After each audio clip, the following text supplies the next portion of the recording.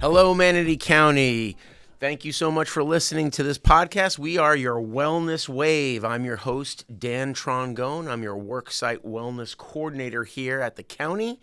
This podcast, again called the Wellness Wave, is bringing you the current up-to-date information on health, fitness, nutrition, mental health. We are your care team. Again, I am your worksite wellness coordinator. I'm Dan Trongone, and our first guest is Miss Clarabelle Gill. I'm going to let her introduce herself and her role again, just as a refresher. Hi, Clarabelle. How you doing? Good, Dan. How are ya?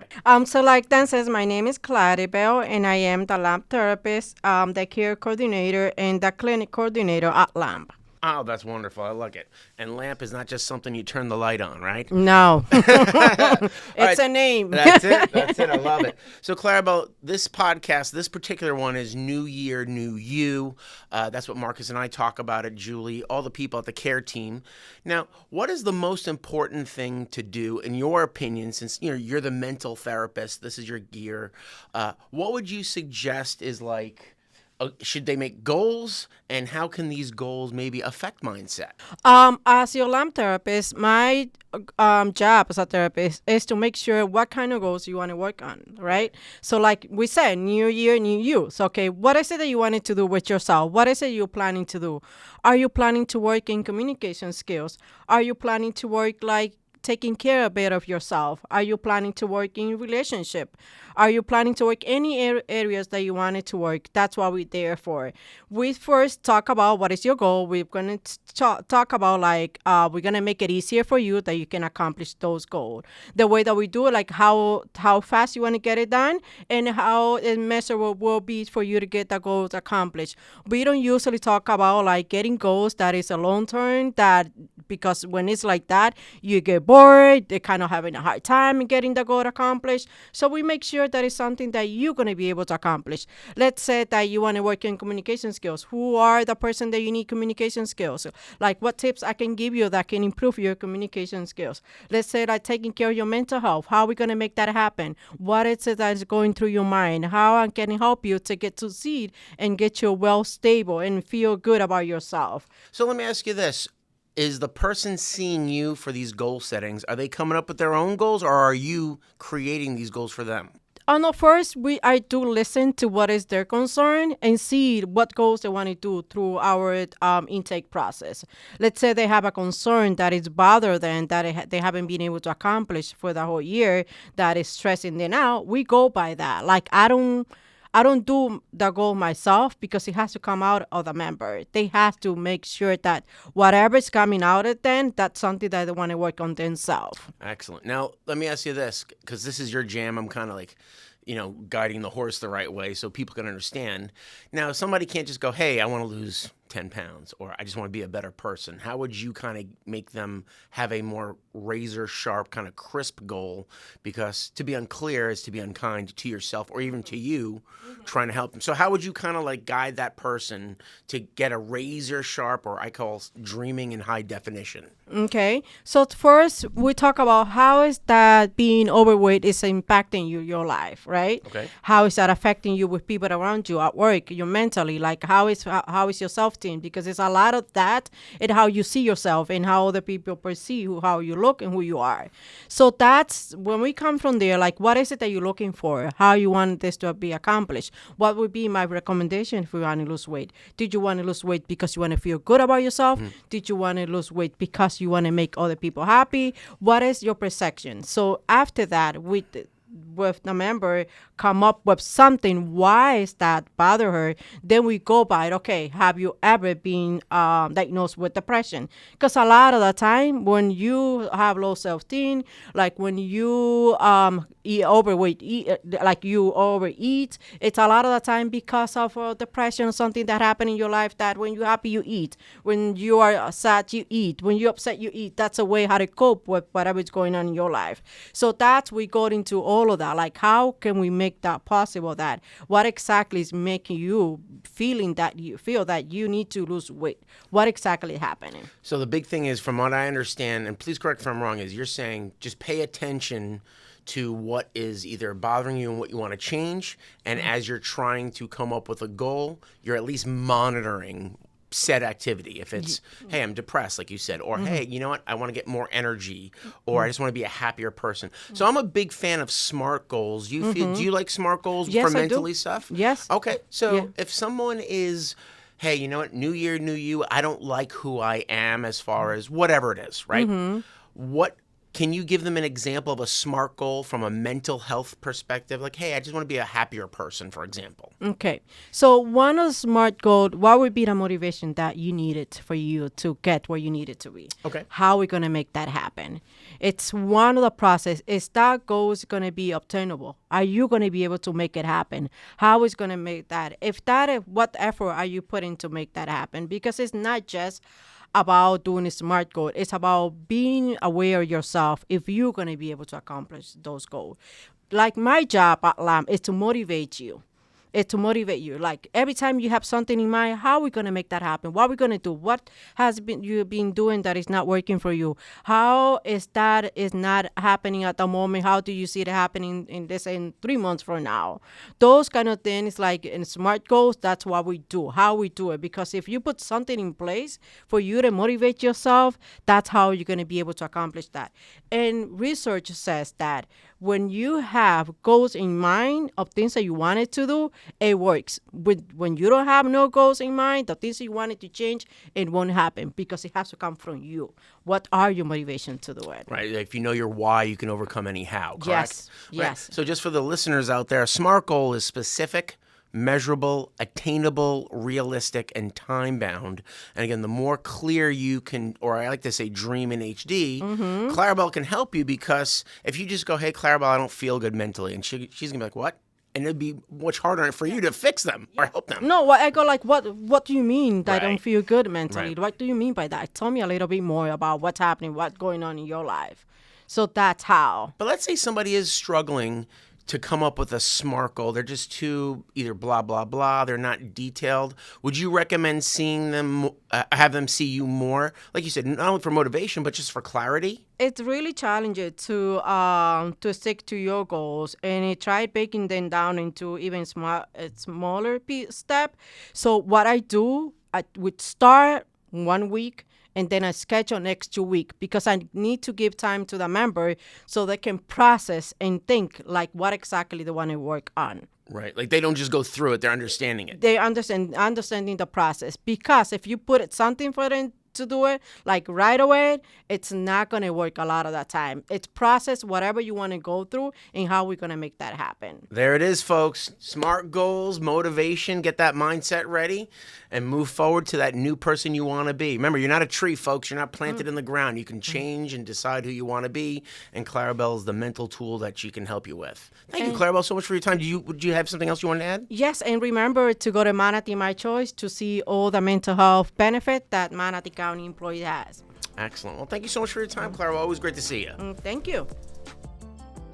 The next guest we have, a continuing player here, part of your care team, Mr. Marcus Harris. I'm going to let him introduce himself. Yeah, doing pretty good, Dan. So, yeah, I'm Marcus Harris again, and I am the diabetes and nutrition educator with Manatee County, and just excited to be here and kick off this first, podcast that we're actually talking about content now. So I'm excited. Yeah, that's wonderful. So just like Clarabelle, we're talking about the new year, new you. We're going to shift to your focus. Let's say somebody is, hey, I'm just lethargic. I just don't like my body composition or body fat or energy levels. Hey, I might be feeling weak. Let's get a new year, new you strategy in your opinion, because this is your jam. If somebody comes up to you saying, hey, I don't like how I look, I don't like how I feel, energy levels, what would be the first action step you would recommend once they're seeing you? They know how to see you, they're in their first appointment. How would you kind of answer that question? Yeah, so first off, I would kind of meet with that person to figure out exactly like what their goals are and what they want to accomplish in the next year. Secondly, Dan, what I usually do is coach a lot of people as to how to avoid that pitfall. So typically what I see in my practice and that I've seen over the years is that, people just bite off more than they can actually chew, man. Totally agree with you, when sir. it comes to the new year, new you type of situation. So I kind of guide people into how to do it from an evidence-based way, make them more successful. Marcus, I didn't mean to cut you off, sir. Real quick, can you give an example for people so they can see when they do too much too fast from a nutrition standpoint? Most people do restriction and exclusion type of food patterns to get themselves going, when in actuality it's more of a inclusion and kind of implementation is kind of some of the realm that people should be thinking to be more successful. So we kind of got them into that. So those are some of the hallmark things that we see. I'm going to do all of these things, and they're all over the place as far as nutrition, and we get none of them done. Right. And for example, when you say exclusion, you're talking about like the typical all carbs are evil and I don't want to put them in your diet. Is that what you kind of mean? Like an exclusion thing, something like that? Right. Like no meat or no carbohydrates, absolutely zero sugar, this or that, whatever the case may be. Right, So, gotcha. It's kind of like one of those restriction-like diets. So. Understandable. Yeah. Understandable. Okay, so let me ask you this, right? With Clarabelle, I do think SMART goals are huge. Do you think SMART goals are also appropriate within your realm? That's kind of the structure of everything. So the goal is the baseline, especially for nutrition. That's why we always talk about how to pace yourself. So those goals are going to have to be smart. They're going to have to be SMART goals so we can put the people in in the right places. Correct. So let me ask you this. If I'm coming to see you, right, let's say, hey, my first session with Marcus, do you want me to come armed with information of my own habits, or do you like to, when you assess them, do you like to have them unfold their nutrition strategy? Like, which one works best for you? Like, if I'm coming to see you, how would you advise me to prepare for this new journey? That's a great question, Dan. And here's like kind of contrary to a lot of people's belief. I am from the cloth, and a lot of dietitians, the way we were trained, we're from the cloth that everyone is an expert in their own bodies. So definitely want people to come with their expert opinion of themselves, because that helps us figure out what has worked in the past, because typically you're probably going to be successful if you have some training in that domain. So we want to know about all of your successes so we can build on those things. We can grab from the success that you have had, or kind of kick some of those things that weren't so successful in the past. So we kind of go from there. And so you're taking their hand, you're walking with them, you're not pulling them or pushing them. Oh, that's awesome. Can you do me a favor? Can you give everybody an example of somebody who, like, for what we see in the general populace, like just nutrition's too hard, I can't do this, I can't do that. Meanwhile, you've seen everybody change. Can you give me an example of somebody who they have like a fear-based mindset, and with your guidance, you were able to kind of like change their habits one step at a time, or something of that fact regarding nutrition space? Yeah, so this is one of those telltales of I want to do everything. When people come see me, so I don't have anyone in particular, but it's more of a trend type of deal. So one of the biggest trends is I'm going to do 5 things like I talked about before, and then my job is to help them figure out, all right, let's focus on this one thing. So as an example, if it's one of the biggest things that most people want to get right is, one, their water. Most people don't drink enough pure water. Maybe increasing fiber, or even focusing on balance in the sense of portion or variety. So those are some of the things that I would push people into to kind of help them focus their goals. So water is just from all the studies that we know and everything that's happening now, water, fiber, and balance is a great way to increase and enhance your gut health. The gut health is on the top of everything now. It's cutting edge nutrition stuff. Second brain, right? Yeah, it's the second brain. So when we focus and get people to focus on some of the hallmark things or the primary things, people start to get themselves better and stay consistent. So Marcus, let's, like you and I were talking before with Clarabelle about action strategies. Let's use the water concept. What's this action step somebody can take starting this new January, new year? What's the goals you want them to at least try to achieve, as far as from a water content to a fiber content, and then balance as far as like what a plate looks like maybe? Sure. So, from a water standpoint, if people are going to focus on water, I say, listen, let's get ourselves some type of measurable container that we can be accountable to. So, maybe a 30 ounce or 40 ounce containers, maybe starting with 80 ounces. So we put a number on that for the day, which is great for most people. Perfect. Okay, let's go to that second thing you were talking about, the fiber. What would you recommend for fiber? So fiber, people are going to, most people, because we're talking about the gut health and that's at the cutting edge now, most people don't get enough fiber, Dan.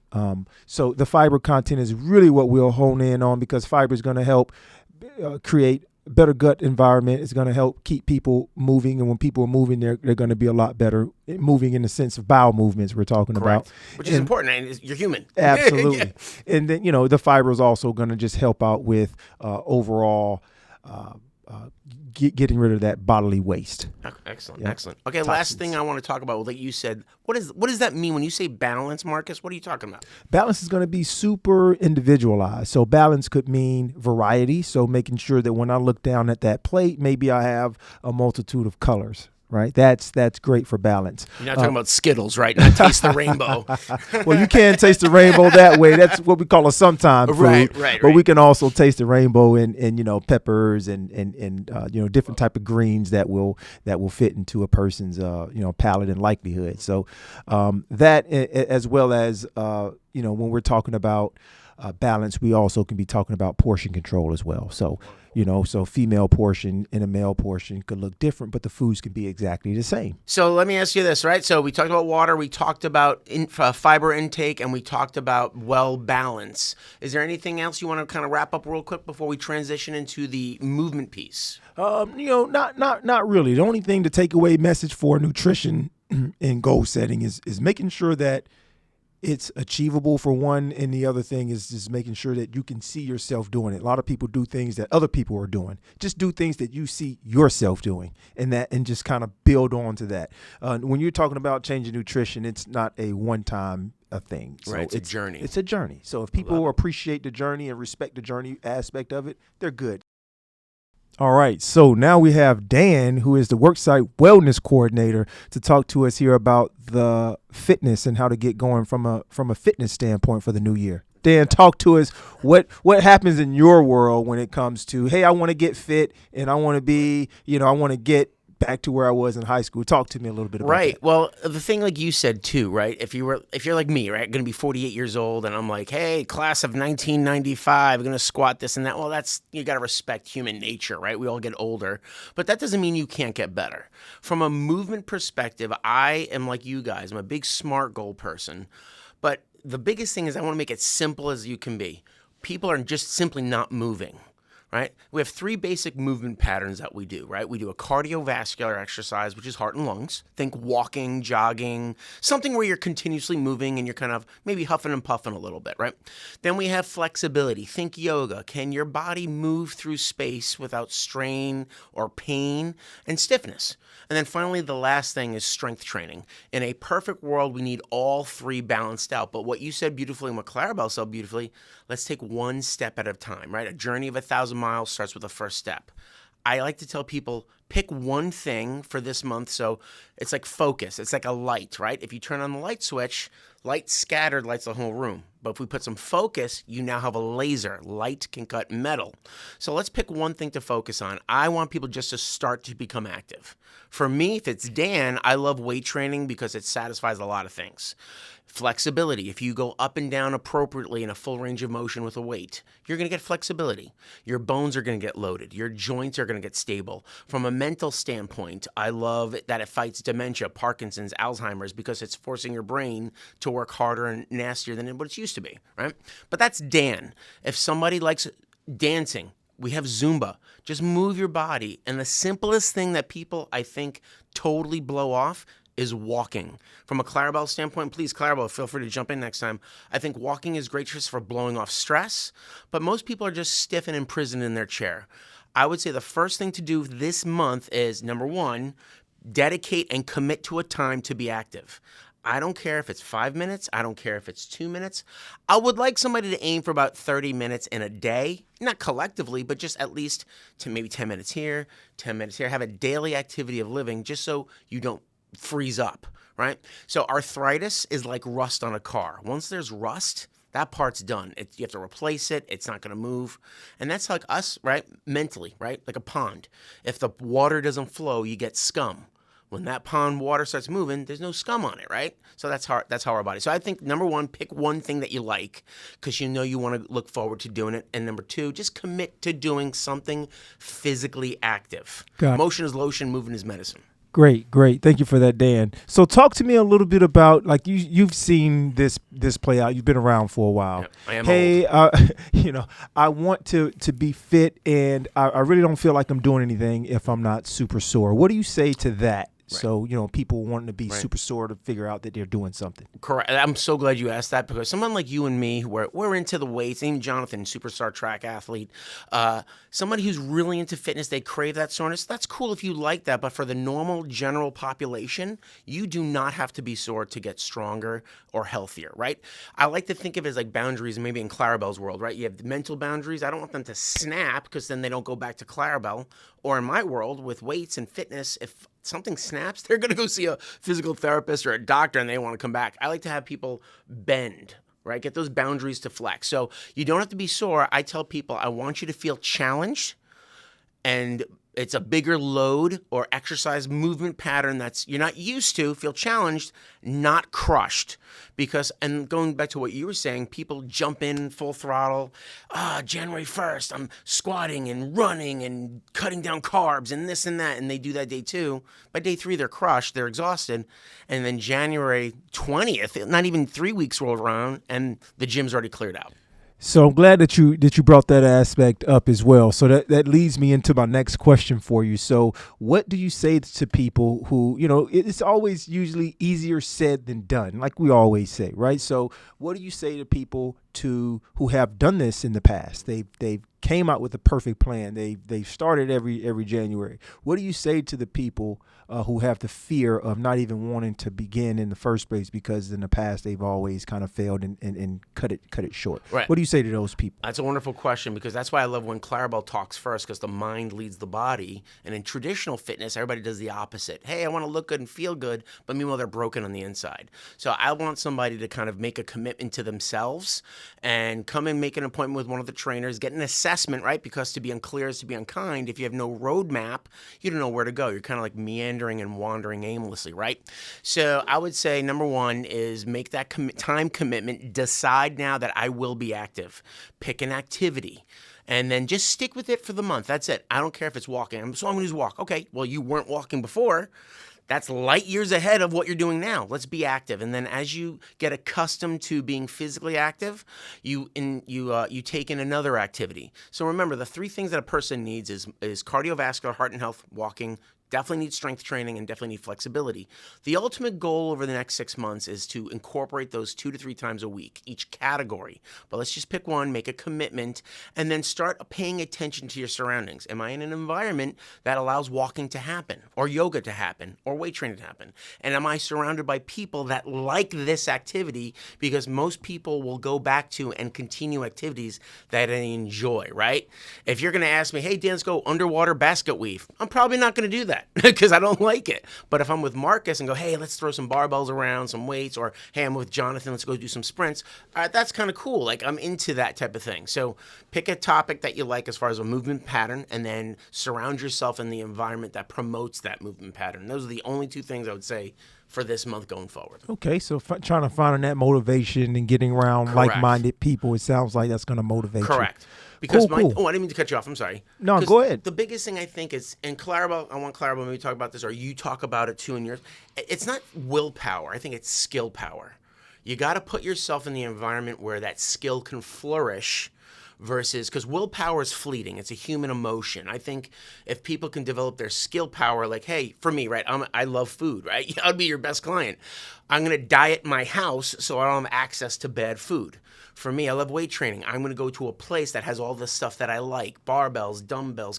So I think it's more we have to work on skill power versus willpower. Got it. So we talked about a lot, man. We covered, from a movement standpoint, how to get started. We've covered how to continue to keep going. We covered some of the pitfalls. What would be your take-home message? So these are people who are, all right, we talked about a lot. I grabbed that great information.